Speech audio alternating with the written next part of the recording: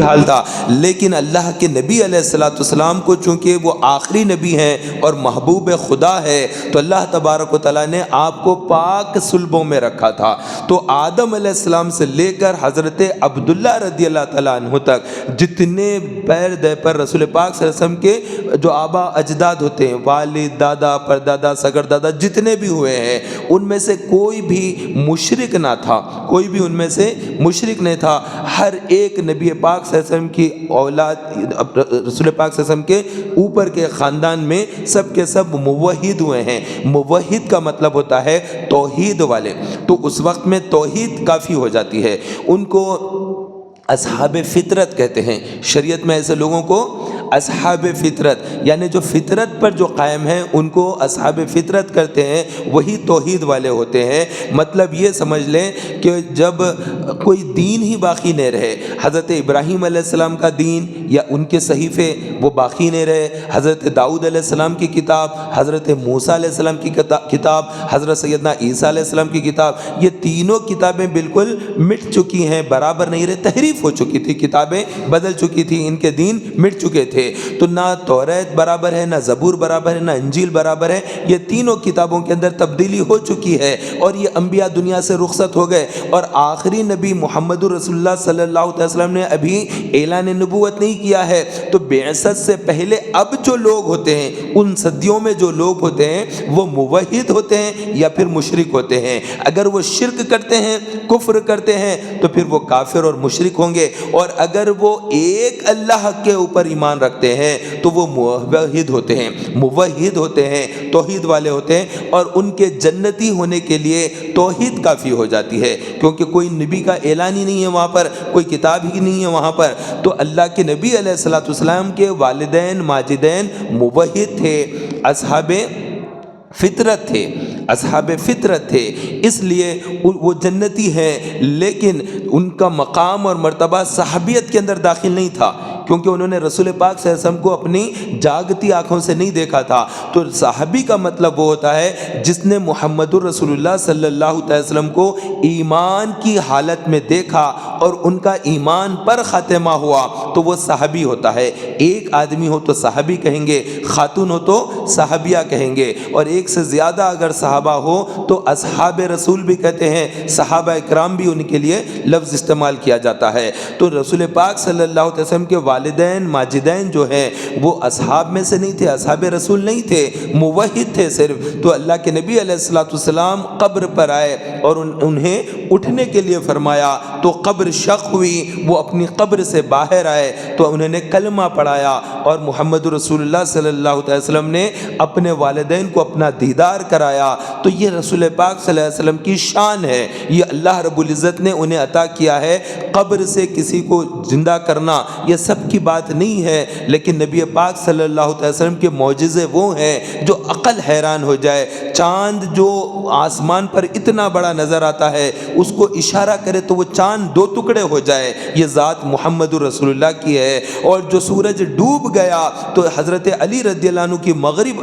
کا وقت آ گیا، عصر ادا نہ ہوئی، وہ رسول پاک صلی اللہ علیہ وسلم حضرت علی کے گود میں سر مبارک رکھ کر سو رہے ہیں، اور نبی پاک صلی اللہ علیہ وسلم نے عصر کی نماز پڑھ لی، حضرت علی رضی اللہ عنہ نے نہ پڑھی۔ اب سورج غروب ہو رہا ہے، حضرت علی رضی اللہ عنہ کو غم ہوا کہ میری عصر کی نماز جا رہی ہے۔ تو یہ پانچوں جو نمازیں ہیں، ان پانچوں نمازوں میں جو افضل ترین نماز ہے، 5 نمازوں میں جو سب سے زیادہ افضل ترین نماز ہے وہ بیچ والی نماز ہے، جس کا اللہ تعالیٰ نے قرآن مجید میں خاص حکم فرمایا کہ تم بیچ والی نماز کی پابندی کرو، یعنی عصر کی نماز، 2 اوپر فجر اور ظہر، 2 اس کے بعد والے مغرب اور عشاء، تو دونوں پانچوں میں کے درمیان والی نماز کی زیادہ فضیلت ہے، تو اس کا خاص حکم ہے۔ لیکن مولا کائنات جو نماز پڑھتے تو وہ تو رب کا دیدار کرتے نماز کے اندر، ایسی ان کی نماز ہوتی، ایسی ان کی محبت الہہ ہے۔ لیکن آج ایک ایسا وقت آیا مولا علی پر کہ رسول اکرم صلی اللہ علیہ وسلم حضرت علی کے گود میں سو رہے ہیں اور حضرت علی عصر نہ پڑھے ہیں۔ اب انہوں نے دونوں چیزیں دیکھ رہے ہیں، ایک طرف دیکھ رہے ہیں کہ عصر کا وقت ہے، دوسری طرف دیکھ رہے ہیں کہ مصطفیٰ جان رحمت کا مبارک چہرہ ہے، سر مبارک میری گود میں ہے، اگر میں نماز کے لیے ہٹتا ہوں تو مصطفیٰ جان رحمت کی نیند متاثر ہو جائے گی۔ تو انہوں نے رسول پاک صلی اللہ علیہ وسلم کی نیند پر اپنی نماز کو وار دیا۔ انہوں نے مولا علی نے واری تیری نیند پر نماز، ایسی نماز کے اوپر، ایسی عظمت والی نماز، لیکن انہوں نے رسول پاک صلی اللہ علیہ وسلم کی نیند کے اوپر اس کو وار دیا، کہا کہ نہیں نماز چھوڑ دوں گا لیکن اپنے آقا کی نیند میں خلل ہونے نہیں دوں گا۔ اس طرح سے مولا علی کی عقیدت، ان کا ایمان، کتنا بڑا ایمان ہے مولا علی کا کہ اس طرح سے انہوں نے عمل کیا، اور اس کے ساتھ غم بھی تھا ان کو کہ عصر کی نماز جا رہی ہے، آنکھوں سے اشک بہنے لگے، ٹپ ٹپ خطرے مولا کائنات کی آنکھوں سے آ رہے ہیں، اور رسول مکرم صلی اللہ علیہ وسلم کے چہرے انور پر جب آئے تو اللہ کے نبی علیہ الصلوۃ والسلام نے آنکھیں کھولی، دیکھا مولا علی رو رہے ہیں، پوچھا ما یبکی کا یا علی، کس چیز نے تجھے رلایا ہے علی؟ عرض کیا کہ یا رسول اللہ میری عصر، تو فرمایا کہ تم عصر چلی گئی، یہی غم بتا رہے تھے کہ میری عصر چلی گئی۔ اللہ کے نبی علیہ الصلوۃ والسلام نے پوچھا اے علی تم ادا کرنا چاہتے ہو یا قضا کرنا چاہتے ہو؟ ادا کا مطلب ہوتا ہے وقت پر پڑھنا، اب جب سورج ڈوب ہی گیا ہے تو کیا ممکن ہے کہ ادا ہو؟ طریقہ تو یہی ہے کہ وقت پر جو نماز پڑھیں گے وہ ادا کہلاتی ہے، وقت گزر جانے کے بعد جو نماز پڑھتے ہیں اس کو قضا کہتے ہیں۔ لیکن اللہ کے نبی علیہ الصلوۃ والسلام پوچھ رہے ہیں کہ تم اگر مغرب میں پڑھنا چاہتے ہو تو پھر قضا پڑھ لو مغرب میں، اگر تم ادا کرنا چاہتے ہو تو وقت کو مغرب سے بدل کر پھر عصر کی طرف لا لیا جائے گا، تو یہی پوچھنا ہے۔ تو اللہ کے نبی علیہ السلام پوچھ رہے ہیں کہ اے علی تم ادا کرنا چاہتے ہو یا قضا کرنا چاہتے ہو؟ تو انہوں نے عرض کیا کہ یا رسول اللہ میں ادا کرنا چاہتا ہوں۔ مولا کائنات ہے، رسول پاک صلی اللہ علیہ وسلم کی ذات ہے، اور وہ پوچھ رہے ہیں کہ تم نماز ادا کرنا چاہتے ہو یا قضا، تو کیا کہیں گے؟ یقیناً کہیں گے کہ میں وقت پر نماز پڑھنا چاہوں گا، ادا کرنا چاہوں گا۔ تو نبی پاک صلی اللہ علیہ وسلم نے اس طرح سے انگلی کا اشارہ کیا، سورج اب پورا ڈوب رہا تھا، مغرب ہونے کو تھی کہ ابھی ڈوبا پورا نہیں تھا، اللہ کے نبی علیہ السلام نے اس کو انگلی کے اشارے سے کھینچا، تو تھوڑا سا کھینچا تو وہ اوپر کو اٹھ کے آ گیا سورج، اور مولا علی رضی اللہ تعالیٰ عنہ نے سورج کو دیکھا کہ عصر کا وقت آ گیا ہے، مولا علی نے عصر کی نماز پڑھی، نماز پڑھنے کے ساتھ ہی سورج پھر ڈوب گیا۔ تو ایک ذات علی ہے جس کے لیے سورج پھر سے نکل کر آیا ہے کہ مولا علی کی نماز کو قضا نہیں ہونے دینا ہے، وقت پر ادا کرنا ہے۔ تو یہ نبی پاک صلی اللہ علیہ وسلم کی انگلی ہے، اشارہ کرے تو چاند جھولا میں جھولنے لگ جائے اور سورج ڈوبا ہوا نکل کر آ جائے۔ اور لوگوں نے جب رسول پاک صلی اللہ علیہ وسلم کی نبوت کا انکار کر دیا تو اللہ کے نبی علیہ السلام نے پوچھا کہ تم میری نبوت کا انکار کیوں کرتے ہو مکہ والو؟ تو انہوں نے کہا کہ اگر آپ نبی ہیں تو پھر آپ معجزہ دکھائیے۔ فرمایا کہ کون سا معجزہ دیکھنا چاہتے ہو؟ تو مکہ مکرمہ والے آپس میں مشرکین مشورہ کرنے لگے اور کہنے لگے کہ کہیں نظر بند نہ کر دے، یعنی ایک چیز جو نہیں ہے وہ چیز دکھنے لگ جائے ہمیں، لہٰذا کوئی زمینی معجزہ طلب نہ کریں،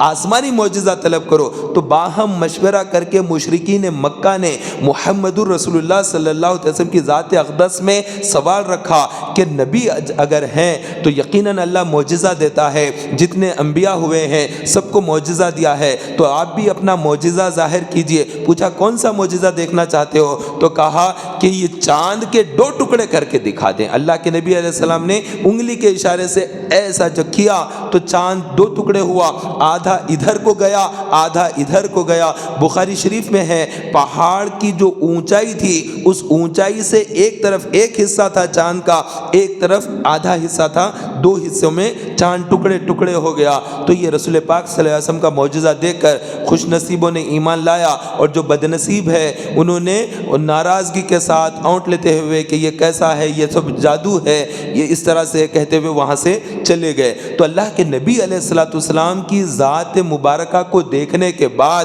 معجزہ دیکھنے کے بعد بھی اگر کوئی ایمان نہ لائے تو یہ اس کی بد نصیبی ہے، اس کی کم نصیبی ہے، اس کو کوئی کچھ نہیں کر سکتا۔ تو اللہ کے نبی علیہ السلام کو جس نے نہ دیکھا اور ان پر ایمان لایا ہے وہ ہم لوگ ہیں، وہ ہم ہیں مسلمان جنہوں نے رسول پاک صلی اللہ علیہ وسلم کا نہ دیدار کیا ہے، نہ ہم نے رسول پاک صلی اللہ علیہ وسلم کی زبان اقدس سے قرآن کو سنا ہے، لیکن اس کے باوجود بھی ہمارے سینوں میں محبت رسول ہے، ہم ایک اللہ پر یقین رکھنے والے، ہم مسلمان، اور رسول پاک صلی اللہ علیہ وسلم پر اللہ نے کتاب نازل کی، ہمارا یہ ایمان ہے کہ مکمل کتاب اللہ تعالیٰ نے اپنے محبوب کو عطا کیا، اور محمد الرسول اللہ صلی اللہ علیہ وسلم آخری نبی ہے، آخری رسول ہے، رسالت اللہ نے ختم کر دی، اب کوئی رسول دنیا میں پیدا نہیں ہوگا، نبوت کا دروازہ اللہ تعالیٰ نے ہمیشہ کے لیے بند کر دیا، اب کوئی نبی دنیا میں جلوہ گر نہیں ہوگا، پیدا نہیں ہوگا، کیونکہ آدم علیہ السلام پہلے نبی ہیں، لیکن آدم علیہ السلام جب مٹی اور گارے کے درمیان میں ہیں اس وقت بھی رسول اللہ صلی اللہ علیہ وسلم اللہ کے نبی ہیں۔ تو اعلیٰ حضرت امام اہل سنت مولانا شاہ احمد رضا خان فاضل بریلوی رحمۃ اللہ تعالی علیہ کیا خوب ارشاد فرماتے ہیں، فتح باب نبوت پر بے حد درود، فتح یعنی اوپن ہونا، کھلنا، تو باب نبوت کا دروازہ جنہوں نے شروع کیا، کھولا، وہ رسول پاک صلی اللہ علیہ وسلم ہے۔ فتح باب نبوت پہ بے حد درود، ختم دور رسالت پہ لاکھوں سلام، تو رسالت کا دور جن پر ختم ہو گیا ان پر لاکھا لاکھ سلام، تو مصطفیٰ جان رحمت پہ لاکھوں سلام، شمع بزم ہدایت پہ لاکھوں سلام، تو رسول پاک صلی اللہ علیہ وسلم کی وہ ذات ہے تو جو جان ایمان ہے، اور انہوں نے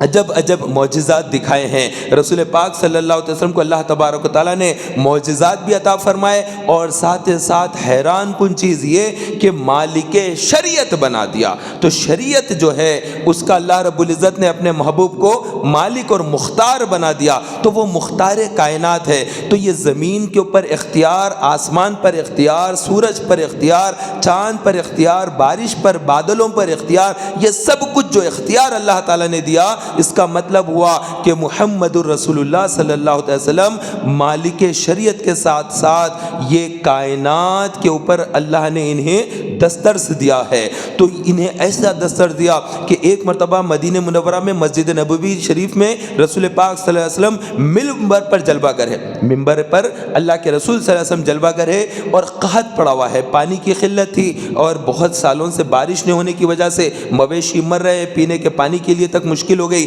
تو ایک صحابی کھڑے ہو کر عرض کیا کہ یا رسول اللہ پانی کی بڑی قلت ہے، آپ جو ہے برسات چاہیے تھی یا رسول اللہ، پانی کی بڑی قلت ہے، ہمارے مویشی مر رہے ہیں اور پانی بالکل نہیں ہے۔ اللہ کے نبی علیہ الصلوۃ والسلام نے وہیں سے اشارہ کیا تو بادل گھر آئے، اور پھر 2 رکعت نماز ابھی ادا نہ ہوئی کہ اتنا موسلا دھار بارش ہوئی کہ سب کے سب اب جب گھر جا رہے ہیں واپس تو سارے صحابہ بھیگ گئے، اتنی بارش ہوئی، انگلی کا اشارے سے بادل امڑ آتے ہیں اور برسات ہونے لگ جاتی ہے، تو اللہ تبارک و تعالیٰ نے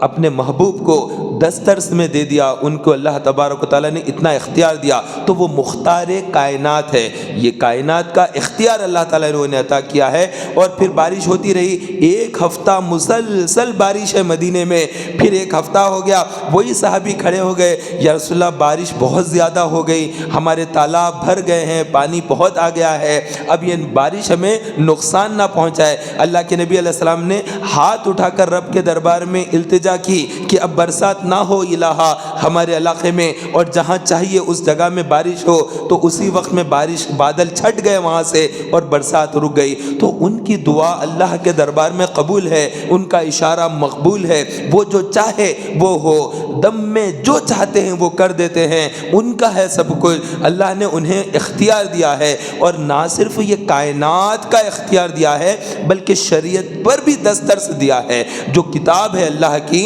یہ قرآن مجید اللہ تعالیٰ کا وہ کلام ہے جس پر اللہ تبارک و تعالیٰ نے ہر ایک کے احکامات بیان کر دیے، لیکن اپنے محبوب کو وہ اختیار دیا کہ قرآن مجید کے احکامات سے ہٹ کر کسی کو اس سے جدا کر دے تو ان کو وہ اختیار ہے۔ مطلب یہ کہ آپ یوں سمجھ لیں کہ قرآن مجید میں یہ حکم ہے کہ آدمی جو نکاح کرتا ہے تو بیوی کو مہر دے، مہر جو دیتا ہے تبھی تو نکاح ہوگا اس کا، تو ایک تو اقرار ہوگا یعنی ایجاب و قبول ہے، اور پھر 2 گواہوں کا ہونا ہے، اور تیسرا مہر کا ہونا واجب ہے، بغیر مہر کے نکاح نہیں ہوتا۔ لیکن ایک غریب صحابی تھے حاضر خدمت ہوئے اور انہوں نے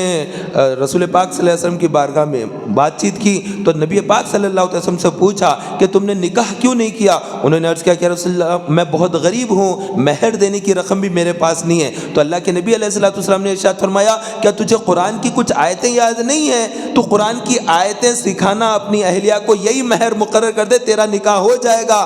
تو انہوں نے حیران ہو گئے کہ یہ نکاح کے اندر قرآن کی آیتیں سکھانا، فرمایا کہ تیرے لیے یہ حلال ہے، اس کے بعد رہتی دنیا تک کسی کے لیے یہ روا نہیں، کسی کا بھی نکاح نہیں ہوگا کہ وہ اب کوئی آگے بولے گا کہ اللہ کے نبی علیہ الصلوۃ والسلام نے قرآن کی صورتیں سکھا دی تھی، ایک آدمی کو اس طرح کی اجازت دی تو اب ہر کوئی کہے گا کہ میں ایک سورہ یاد دلا دوں گا، مہر کے پیسے نہیں دوں گا۔ نہ، کسی کے لیے یہ روا نہیں ہے، فرما دیا ان ایک کو اس کی اجازت دی۔ تو ایک صحابی ایسے گزرے ہیں جنہوں نے نکاح کیا تو نہ انہوں نے سونا دیا، نہ چاندی دیا، نہ درہم دیا، نہ کوئی مالی شے دی، بلکہ انہوں نے نکاح کے بعد اپنی اہلیہ کو قرآن شریف کی کچھ آیتیں یاد دلا دی، سکھا دیا، تو وہ ان کا مہر ادا ہو گیا ہے۔ تو یہ دیکھیے کس کو اختیار ہے ایسا؟ کسی کو اس کا اختیار نہیں ہے، وہ ایک ذات ہے محمد الرسول اللہ صلی اللہ تعالی وسلم، جن کو اللہ تبارک و تعالیٰ نے مالک شریعت بنایا ہے۔ اللہ کے نبی علیہ السلام کے پاس ایک شخص آیا، آ کر کہنے لگا کہ میں آپ کا کلمہ پڑھنے کے لیے تیار ہوں، آپ پر ایمان لانے کے لیے تیار ہوں، لیکن میں نمازیں 5 نہیں پڑھوں گا، 2 نمازیں پڑھوں گا، 3 نمازیں میری معاف کر دیجئے۔ یہ قرآن ہے، اللہ کا کلام، جس نے ہمیں حکم دیا ہے کہ 5 نمازیں پڑھنا ہے۔ اگر کوئی ایک نماز کا بھی انکار کرتا ہے تو کافر ہو جائے گا، نہیں پڑھا تو گناہ گار ہوگا۔ 5 نمازوں کو مانتا ہے لیکن نہیں پڑھا تو شدید گناہ گار ہوگا، لیکن کافر نہیں ہو جائے گا۔ لیکن ایک نماز کا بھی انکار کر دے، معاف کہہ دے، تو وہ شخص کافر ہو جائے گا۔ بعض جہلا کہتے ہیں کہ بیعت ہو جائے ہمارے پاس تو ہم تمہاری نمازیں معاف کر دیں گے، اللہ سے بات کر لیں گے، ہمیں اتنا پیمنٹ کر دو۔ بعض دیہاتوں میں اس طرح سے جاہل پیر صاحبان یہ حرکتیں کرتے ہیں، تو جو معاف کرنے والا پیر ہے نمازوں کو وہ بھی کافر ہو گیا، اور جس نے نمازوں کو معاف کروا لیا وہ بھی کافر ہو گیا۔ دونوں ساتھ ساتھ جہنم میں داخل کر دیے جائیں گے، اور شدید عذاب اللہ تعالیٰ انہیں دے گا کہ انہوں نے قرآن مجید کی آیتوں کا انکار کر دیا تھا۔ تو نماز کسی کی معاف نہیں ہوتی ہے۔ اگر کوئی یہاں پر آ جائے اور آ کر کہے کہ مولانا میں اسلام قبول کرنا چاہتا ہوں، یہاں پر آ جائے کوئی آ کر کہے کہ میں اسلام قبول کرنا چاہتا ہوں لیکن نماز نہیں پڑھوں گا، اس کی اجازت دے دو، تو میں کہوں گا کہ تو اسلام قبول کرنے آیا یا مجھے اسلام سے نکالنے کے لیے آیا ہے؟ میں کون کہ کسی کو اجازت دوں نماز نہ پڑھنے کی؟ ہر ایک مسلمان پر جو عاقل ہے، بالغ ہے، اس کے اوپر نماز فرض ہے۔ اگر وہ مسافر ہے تب بھی نماز فرض ہے، اگر بیمار ہے تب بھی اس پر نماز فرض ہے۔ کوئی کسی کی نماز معاف نہیں کر سکتا۔ معاف کرنا ہے اگر تو وہ خود بخود ہو جاتی ہے، یا تو وہ کافر ہو اس پر نماز فرض نہیں ہے، یا پھر وہ نابالغ ہو اس پر نماز فرض نہیں ہے۔ تیسرا، جو پاگل ہوتا ہے، جس کی عقل خرد کام نہیں کرتی، جو ایڈمٹ ہو گیا دواخانے میں، وہ گندی چیزیں بھی کھا رہا ہے، اس کو خبر ہی نہیں ہے، ایسا پاگل مجنون ہے، اس کی نمازیں معاف ہو جاتی ہے۔ عاقل کی نماز معاف نہیں ہوتی۔ عاقل یعنی عقل والے، بالغ کے اوپر نماز لازم ہے، چاہے وہ مسافر ہو یا پھر مقیم ہو، چاہے وہ بیمار ہو یا صحت مند ہو، ہر ایک پر نماز فرض ہے۔ بہرحال میں عرض یہ کر رہا تھا، تاجدار مدینہ صلی اللہ علیہ وسلم کی خدمت بابرکت میں ایک شخص آیا اور کہنے لگا کہ میں اسلام قبول کروں گا، آپ کا کلمہ پڑھوں گا، ایمان لاؤں گا، لیکن ایک میرا مطالبہ ہے، وہ یہ کہ مجھے 2 نمازوں کی اجازت دیجیے اور میری 3 نمازیں معاف کر دیجیے۔ اللہ کے نبی علیہ الصلوۃ والسلام نے فرمایا تیرا ایمان قبول ہے، تو 2 نمازیں پڑھ، میں نے تیری 3 نمازیں معاف کر دی۔ یہ ہے ذات مصطفیٰ، انہی کو اختیار ہے، اللہ نے ان کو اختیار دیا ہے کہ وہ چاہے تو، حالانکہ قرآن کا حکم ہے 5 نمازوں کا، لیکن کسی کو چاہے اس میں سے معاف کر دے، ایک کو نکال دے اس میں سے، تو اس حکم سے ایک کو الگ کر دیں۔ یہ ذات مصطفیٰ ہے، جو چاہے وہ کریں، جو چاہے وہ کریں۔ شریعت پہ اللہ تبارک و تعالیٰ نے انہیں ایسا اختیار دیا ہے، تو وہ ایمان لا لیے۔ یہ الگ بات ہے، بعد میں انہوں نے بھی 5 نمازیں پڑھنا شروع کر دی، لیکن جب آئے تھے تو انہوں نے اس طرح کا مطالبہ کیا تھا اور اللہ کے نبی علیہ الصلوۃ والسلام نے قبول فرمایا۔ حضرت برا بلکہ ایک صحابی تھے، تو وہ برا رضی اللہ تعالیٰ عنہ کا معاملہ یہ تھا کہ ایک مرتبہ انہوں نے گواہی دی تھی، حضرت برا نے گواہی دی، تو وہ گواہی حذیمہ رضی اللہ عنہ نام تھا، حضرت سیدنا حذیمہ، تو انہوں نے گواہی دی اللہ کے نبی علیہ الصلوۃ والسلام کے دربار میں، تو وہ گواہی اتنی پسند آئی نبی پاک صلی اللہ علیہ وسلم کو کہ ان کی ایک گواہی کو اللہ کے رسول نے فرمایا کہ 2 گواہوں کے برابر ہے۔ آپ جتنے ہیں، میں ہوں، اگر میں کسی بات کی گواہی دوں گا، نکاح میں بلایا گیا تو 2 آدمی ہونا ہے، گواہ میں 2 آدمی ہونا ہے۔ نکاح کے اندر ایجاب و قبول کے وقت میں لڑکی ہاں کہتی ہے یا نہ کہتی ہے، سننے کے لیے 2 مسلمان مرد آدمی گواہ ہوں گے تو نکاح ہوگا۔ لیکن حضرت حذیمہ اگر اکیلے کھڑے ہو جائیں اور وہ گواہی دے دیں تو 2 آدمیوں کے برابر ان کی گواہی مانی جائے گی۔ اس طرح سے کہ اللہ کے نبی علیہ الصلوۃ والسلام نے ایک بدو سے گھوڑے کو خریدا،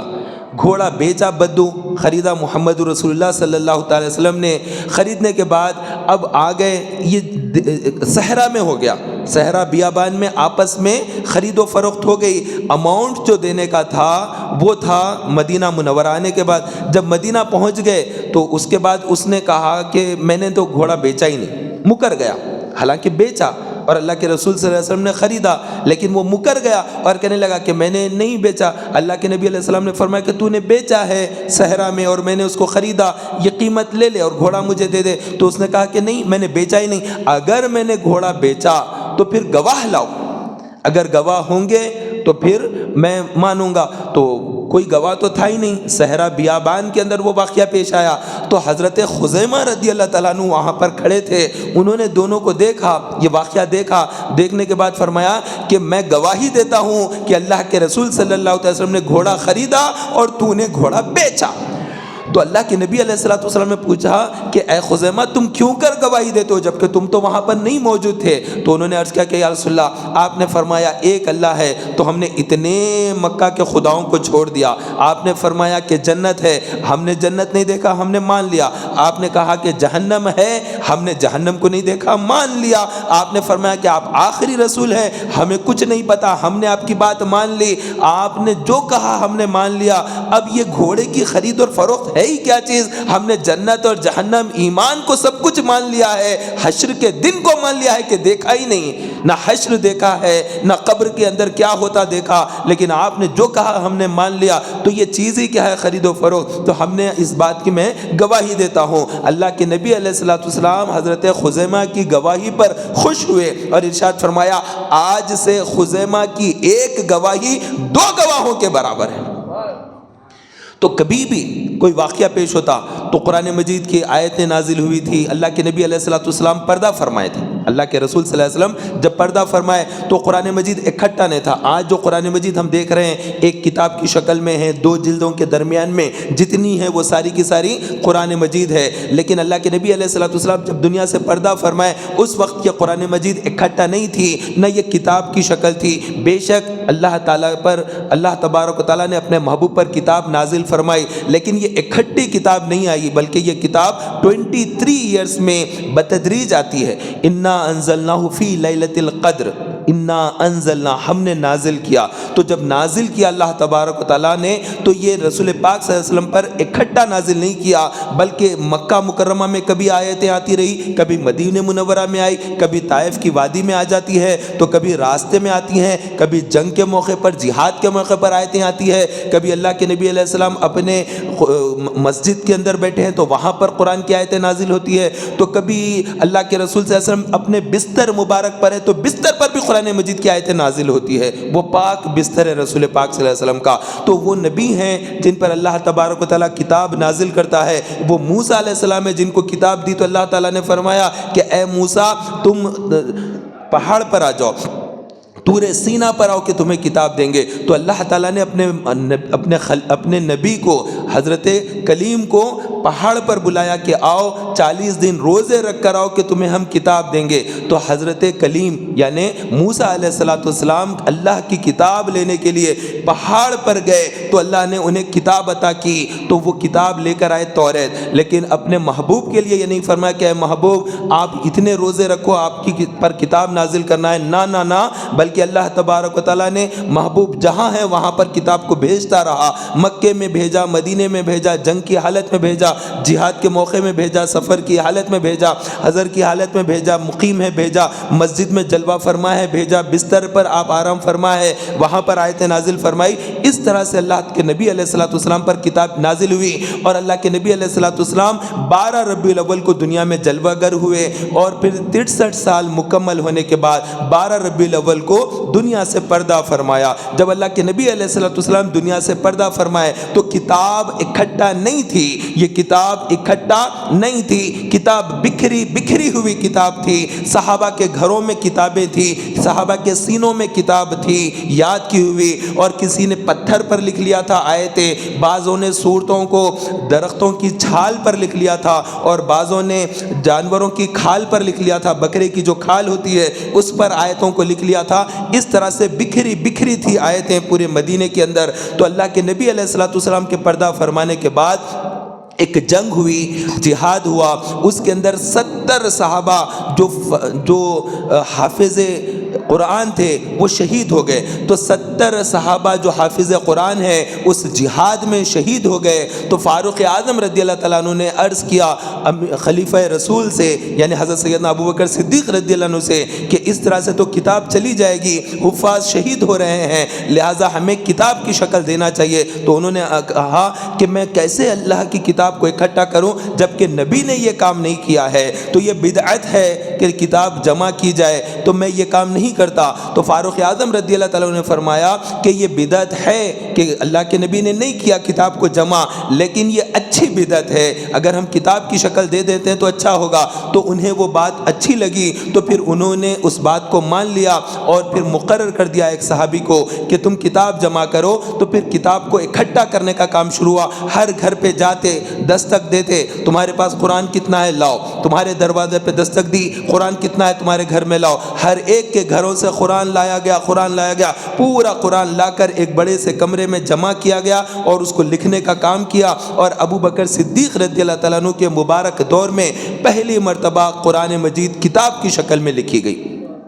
بڑی کتاب تھی، بہت موٹی تھی۔ تو فرسٹ ٹائم جو کتاب بنی وہ حضرت سیدنا ابو بکر صدیق رضی اللہ عنہ کے دور میں ہوئی، اور جنہوں نے قرآن کو جمع کیا وہ سب کے سب صحابہ ہیں۔ تو صحابہ کے خلاف بولیں گے، صحابہ کو اگر آپ عادل نہیں مانیں گے، عدل کرنے والا، انصاف کرنے والا نہیں مانیں گے، آپ ان کے خلاف بولیں گے، تو ان کی جمع کردہ کتاب پر کیسے یقین کریں گے آپ؟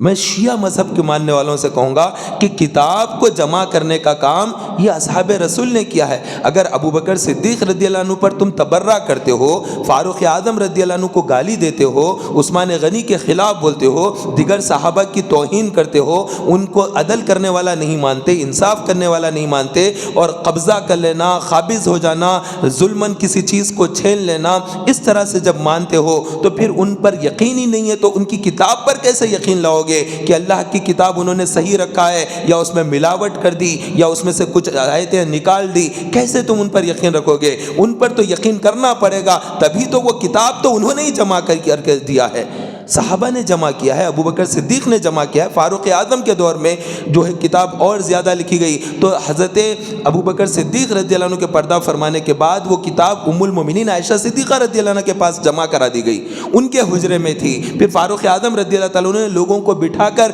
اس کتاب سے اور نسخے لکھائے، پھر وہ کتاب کے کئی نسخے اور لوگوں میں عام ہوئے، اس کے بعد کتاب پھر اور لوگ بڑھتے گئے، اسلام پھیلتا گیا تو کتابوں کی ضرورت اور بڑھتے گئی، تو کتاب کو لکھتے جاتے تھے، کہ کتاب کی نقل کر کے کتاب بناتے جاتے تھے۔ بعد میں پھر اختلاف یہ ہو گیا کہ اس کی تلاوت کس طرح سے کرنا ہے۔ قرآن مجید کی تلاوت کے اوپر مسلمانوں میں اختلاف ہو گیا کہ اس طرح سے پڑھنا ہے یا اس طرح سے پڑھنا ہے۔ کوئی اس طرح سے پڑھنا کہتا، لکھا ہوا سیم ہے لیکن پڑھنے کے اندر آپس میں نااتفاقی پیدا ہو گئی، تو سب کے سب جمع ہوئے۔ حضرت سیدنا عثمان بن عفان رضی اللہ عنہ کا دور تھا، وہ اس وقت میں خلیفہ رسول تھے، تیسرے خلیفہ، تو ان کے پاس جمع ہوئے، تو ان سے آپس میں سب نے کہا کہ یہ قرآن ایسا پڑھ رہے ہیں، یہ قرآن ایسا پڑھ رہے ہیں، وہ قرآن ایسا پڑھ رہے ہیں، ایک ہی کتاب ہے لیکن پڑھنے کا انداز سب کا بدل گیا ہے، اب کیا کریں؟ تو انہوں نے فرمایا کہ قرآن جو نازل ہوا تو وہ قبیلہ قریش پر نازل ہوا، یعنی رسول پاک صلی اللہ علیہ وسلم کے ذات پر نازل ہوا، اور نبی پاک صلی اللہ علیہ وسلم قریشی ہے، قریش کے ہیں، لہٰذا الگ الگ قبیلے والے اپنے اپنے قبیلے کے انداز میں نہ پڑھیں، سب قبیلے قریش کی طرز پر پڑھیں۔ آپ نے فیصلہ کیا تو سب نے اپنا اپنا قبیلے کا طریقہ چھوڑ دیا پڑھنے کا، سب کے سب قبیلے قریش جس طرح سے پڑھتا ہے اس بات کو مان لیا، اور رسول پاک صلی اللہ علیہ وسلم کی کتاب اس طرح سے پڑھی جانے لگی۔ تو یہ بھی جو ہے نبی پاک صلی اللہ علیہ وسلم کے پردہ فرمانے کے بعد اکٹھا ہوئی ہے۔ اگر کوئی کہتا ہے کہ یہ بدعت ہے، وہ بدعت ہے، اس طرح سے چیزوں کو بدعت کہتے ہیں، تو یہ بدعت کہنے والے غور کریں، اسلام میں کئی چیزیں ایسی ہیں جو نبی پاک صلی اللہ علیہ وسلم کے مبارک دور میں نہیں تھی، بعد میں شامل ہو گئی، اور اس سے دین اسلام کو فائدہ ہوا، دین اسلام کو نفع پہنچا۔ جیسے میں کہتا ہوں، قرآن مجید اللہ کے رسول صلی اللہ علیہ وسلم کے مبارک دور میں اکٹھا نہیں تھی، حضرت ابوبکر صدیق نے اس کو اکٹھا کیا فاروق اعظم رضی اللہ تعالیٰ عنہ کے مشورے پر، تو یہ بھی بدعت ہے۔ آپ بدعت کو برا کہیں گے تو پھر اس بدعت کا کیا کریں گے کہ اس کے بغیر تو کتاب ہی نہیں ہوتی۔ تو یہ ہے کتاب جو اللہ تعالیٰ نے جس کی حفاظت کی ذمہ داری لیا، اور صحابہ سے اللہ تبارک و تعالیٰ نے یہ مبارک اور عظمت والا کام لیا ہے۔ پھر جو کتاب ابوبکر صدیق رضی اللہ تعالیٰ عنہ نے لکھائی تھی، اس کتاب میں زیر نہیں تھا، زبر نہیں تھا، پیش نہیں تھا، تجدید نہیں تھی، جزم نہیں تھا، مد نہیں تھا، حتیٰ کہ نقطہ بھی نہیں تھا، نہ با کے نیچے کا نقطہ تھا، نہ تا کے اوپر کے 2 نقطے تھے، نہ سا کے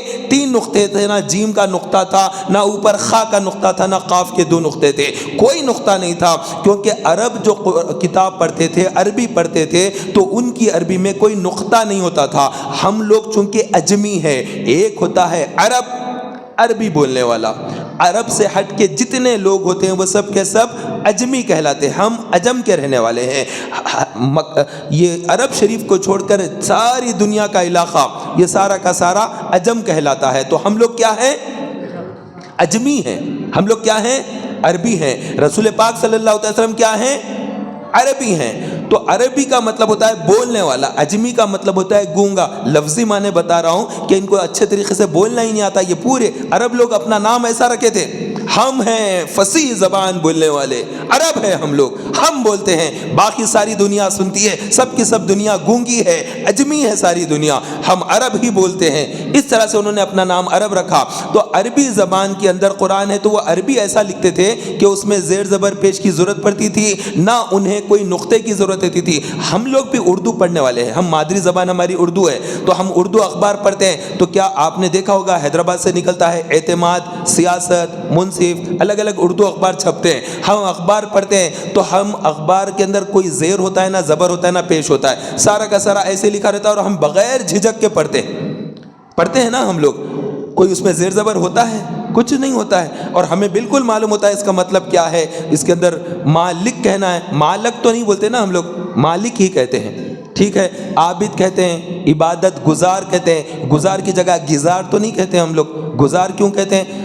پیش تو نہیں ہوتا ہے حرف کے اوپر، لیکن اس کے باوجود کیونکہ ہماری مادری زبانیں بغیر زیر زبر کے، ہم لفظ کو دیکھتے ہی بغیر زیر زبر کے پہچان لیتے ہیں کہ اس کو ایسا پڑھنا چاہیے، تو وہ لوگ بھی ویسے ہی پہچان لیتے تھے بغیر دیکھے کے، حتیٰ کہ ان کے لیے صرف شوشے جو ہوتے ہیں ان شوشوں کو دیکھ کر پہچان لیتے ہیں کہ یہ شوشے سے سین ہے یا گہرا ہے تو شین ہے، ہم نہیں سمجھتے، تو ہمارے لیے سین کے لیے خالی ہوتے شوشے، اوپر شین کے لیے 3 نقطے لگائے جاتے، تب ہم سمجھتے ہیں کہ ہاں یہ شین ہے۔ سواد ہے، نہیں اس کے اوپر نقطہ ہے، یہ دواد ہے۔ توئے ہے، نہیں اس کے اوپر نقطہ ہے، زوئے ہے۔ یہ سب کیسا پہچانتے ہیں؟ نقطوں کی وجہ سے ہم لوگ پہچانتے ہیں، ان کو نقطوں کی بھی ضرورت نہیں تھی۔ تو رسول پاک صلی اللہ علیہ وسلم پر جو کلام نازل ہوا، اور اس کلام کو جو صحابہ نے محفوظ کیا، نہ اس میں زیر زبر پیش تھا، نہ اس میں کوئی نقطے تھے، اور ابو بکر صدیق رضی اللہ تعالیٰ عنہ نے جو کتاب جمع کی اس میں بھی کوئی زیر زبر پیش نہیں تھا، اور ایسے ہی نقطہ بھی نہیں تھا۔ وہی کتاب چلتی رہی فاروق اعظم کے دور میں،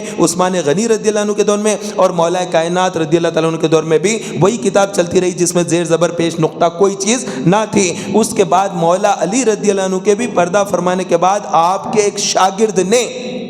کافی وقت گزرنے کے بعد چاروں خلفاء پردہ فرمانے کے بعد امام حسن مجتبی جو 5ویں خلیفہ ہے ان کا بھی پردہ فرمانے کے بعد مولا کائنات حضرت علی رضی اللہ تعالیٰ عنہ کا ایک شاگرد تھا، وہ شاگرد نے نقطے لگائے تاکہ لوگوں کو پڑھنے میں آسانی ہو، تو اسلام کے اندر یہ بڑی بدعت آ گئی کہ قرآن کے اندر نقطے لگائے گئے۔ یہ سب سے بڑی بدعت ہے جو رسول کے دور میں نہیں تھی، لیکن آج آپ میں خود مکہ کا پیدا ہونے والا بھی بغیر نقطے کے نہیں پڑھ سکتا ہے، اب ہر ایک کے لیے ضروری ہو گیا ہے۔ تو یہ نقطے نکال دو اگر آپ کہتے ہیں کہ بدعت نہیں ہونا ہے، بدعت نہیں ہونا ہے، میلاد النبی بدعت ہے، بدعت ہے۔ ارے میلاد النبی اگر بدعت مانتے ہو تو قرآن کے اندر نقطے جو لگے وہ بھی بدعت ہے، قرآن کے اندر زیر زبر پیش جو لگائے گئے ہیں وہ بھی بدعت ہے، بلکہ یہ قرآن مجید کو جو 2 اٹوں کے درمیان میں 2 گتوں کے درمیان میں جو جمع کیا گیا ہے یہ بھی نبی کے دور میں نہیں تھا، یہ بھی بدعت ہے۔ تو کتنی بدعتیں کہیں گے؟ یہ جو بڑے بڑے مسجدوں کے اندر مینارے بلند کیے جا رہے ہیں، ایسا کوئی مینارہ نہیں ہوتا تھا رسول پاک صلی اللہ علیہ وسلم کے دور میں، یہ سب کے سب بدعتیں ہیں۔ اہل حدیث کی مسجدوں پر بھی مینارہ لگایا جاتا ہے جبکہ وہ جانتے ہیں کہ نبی کے دور میں وہ نہیں تھا، لیکن اپنی عمارت کو مسجد بتانا ہے اس لیے وہ بھی مینارہ لگاتے ہیں، حالانکہ جانتے ہیں کہ وہ بدعت ہے لیکن اس پر خاموشی اختیار کرتے ہیں۔ عظمت مصطفیٰ جہاں پر ہو، محبت رسول جہاں پر ہو، وہاں ان کے دل میں درد ہوتا ہے، اس وقت یہ بدعت کہہ کر میلاد منانے کو بدعت کہیں گے، صلاۃ والسلام پڑھنے کو بدعت کہیں گے، درود کے دسترخوان کو بدعت کہیں گے، لیکن مسجد کا مینارہ نکال دو یہ نہیں مانیں گے کہ نہیں مسجد کا مینارہ ضروری ہے، ورنہ مسجد کیسا سمجھیں گے لوگ، اس کی جگہ پر بدعت انہیں یاد نہیں آتی ہے۔ تو اس طرح سے جو مسجد کے اندر محراب بنا ہوا ہے، پہلے ایسا کوئی محراب نہیں ہوتا تھا، ممبر ہوتا تھا، محراب نہیں ہوتا تھا۔ بعد میں حضرت عبدالعزیز رحمۃ اللہ تعالی علیہ کے دور میں محراب بنانے کا سلسلہ شروع ہوا مسجد میں، تو ایسا رائج ہو گیا کہ اب ہر کوئی اپنی مسجد میں بناتا ہے۔ تبلیغی جماعت، اہل حدیث، جماعت اسلامی، چکڑالوی، وہابی، دیوبندی، سب اپنی اپنی مسجدوں میں بھی محراب بناتے ہیں، مینار لگاتے ہیں۔ کوئی نہیں کہتا کہ یہ بدعت ہے ہمارے پاس نہیں چاہیے، یہ کیوں؟ یہ دو رخی ہے ان کے چہرے پہ ایک اور چہرہ ہے، تبھی تو یہ چیزوں کو، ان کے دل میں جو چیز آئی اس کو بدعت کہیں گے۔ دراصل بات یہ ہے اسلام سے جس چیز کو فائدہ ہوگا وہ اچھی بدعت ہے، وہ بدعت حسنہ ہے، اچھی بدعت ہے، جسے دین کو فائدہ پہنچا، تقویت پہنچی۔ تو یہ 6 کلمے بھی جو لکھے جاتے ہیں، نبی پاک صلی اللہ علیہ وسلم کے دور میں اس طرح سے کلمے لکھے ہوئے نہیں ہوتے تھے، اور یہ نمازوں کا جو چارٹ لکھا ہوتا تھا، 5 نمازوں کی ٹائمنگ لکھی ہوتی ہے مسجدوں کے اندر، یہ بھی اس دور میں نہیں ہوتا تھا۔ سب سورج کو دیکھ لیتے تھے، دیکھ کر پہچان لیتے تھے کہ ٹائم ہو گیا۔ ایسا پہلے سے ٹائم ٹیبل ارینج کرنا، 5:15 پر نماز ہوگی، رسول پاک صلی اللہ علیہ وسلم کے دور میں ایسا کوئی اعلان نہیں ہوتا تھا، نہ درس بخاری ہوتا تھا، نہ ختم بخاری ہوتا تھا۔ امام بخاری تو رسول پاک صلی اللہ علیہ وسلم کے پردہ فرمانے کے 180 سال بعد پیدا ہوئے، نابینا تھے، بعد میں ان کی ماں کی دعا پر اللہ تعالیٰ نے انہیں آنکھیں عطا کی تو انہوں نے بخاری شریف لکھا۔ تو 180 سال تک تو کوئی کتاب ہی نہیں تھی حدیث کی، تو وہ کیسا دور تھا؟ رسول پاک صلی اللہ علیہ وسلم کے پردہ فرمانے کے بعد صحابہ ہے، پھر صحابہ کے بعد تابعین ہے، تابعین کے بعد تبع تابعین ہے، تبع تابعین کے بعد میں امام بخاری پیدا ہوئے، اور بڑی مشکلوں کے ساتھ کلیکشن ایک حدیث کا اسناد کے ساتھ جمع کیا اور صحیح بخاری لکھی۔ تو 200 ایئرز جو گزرے ہیں وہ تو بغیر بخاری کے گزرے۔ تو امام بخاری کے شاگرد ہوتے ہیں امام مسلم، تو نہ بخاری شریف ہے، نہ مسلم ہے، نہ ترمذی، نہ ابن ماجہ، نہ ابو داؤد، نہ نسائی شریف، کوئی کتاب حدیثوں کی نہیں ہے۔ تو ایسے بھی اسلام کے اندر 200 ایئرز گزرے ہیں، تو یہ کیسا چلتا تھا؟ امام اعظم ابو حنیفہ رضی اللہ تعالیٰ عنہ کا جو طریقہ ہے کہ جو قرآن اور احادیث کو دیکھا ہے اس طریقے کے حساب سے جب سے چلتے تھے، اس لیے ہم احناف ہیں، ہم حنفی ہیں، اور نبی پاک صلی اللہ علیہ وسلم کی اس سنتوں پر عمل کرتے ہیں جو امام اعظم ابو حنیفہ رضی اللہ تعالیٰ عنہ نے اپنے بڑوں کو دیکھا، یعنی صحابہ سے 70 صحابہ سے ملاقات کی ہے، ایسے بھی ایک روایت میں ملتا ہے۔ تو امام اعظم ابو حنیفہ کے ماننے والے، ہم ان کے طریقے پر چلنے والے لوگ ہیں۔ تو بہت سارے لوگ اس طرح سے بدعت کہہ کر دین کے اندر جھگڑے پیدا کرتے ہیں، حالانکہ وہ دین کے اندر تقویت دینے والی چیز ہوتی ہے، اچھی چیز ہوتی ہے۔ تو اس طرح کوئی آپ کو میلاد النبی کے خلاف میں بولے تو سمجھ لینا اس کا دل میں نبی سے آر ہے، تبھی تو یہ میلاد کے خلاف بول رہا ہے۔ ارے رسول پاک صلی اللہ علیہ وسلم کی ولادت باسعادت سے بڑھ کر کون سی خوشی ہے جو اللہ تعالیٰ نے ہمیں عطا کی ہے؟ تو ان کا جشن منانا چاہیے، ان کی محبت میں ہمیں نغمے گانے چاہیے، اور ہمیں نعت مصطفیٰ سنانا ہے۔ اور اس مہینے میں رسول پاک صلی اللہ علیہ وسلم کی ولادت کے واقعات، بچپن کے واقعات، چھٹپن شریف کے واقعات، جنگوں کے واقعات، اور دین اسلام کے لیے لیے آپ نے جو بے شمار قربانیاں پیش کی ہے ان واقعات کو بیان کرنا ہے، اور اس طرح واقعات کو بیان کرنا کوئی گناہ نہیں، یہ نیکی ہے، بلکہ اگر انبیاء کے واقعات بیان کرتا ہے تو وہ عبادت ہے۔ یہ تو امام الانبیاء ان کے واقعات بیان کرے گا تو ثواب ہی ثواب ہے۔ تو میلاد منانے میں ثواب ہے۔ اس کے اندر کیا ہوتا ہے، میں جو بول رہا ہوں یہ بیان میلاد النبی کا ہی بیان ہے،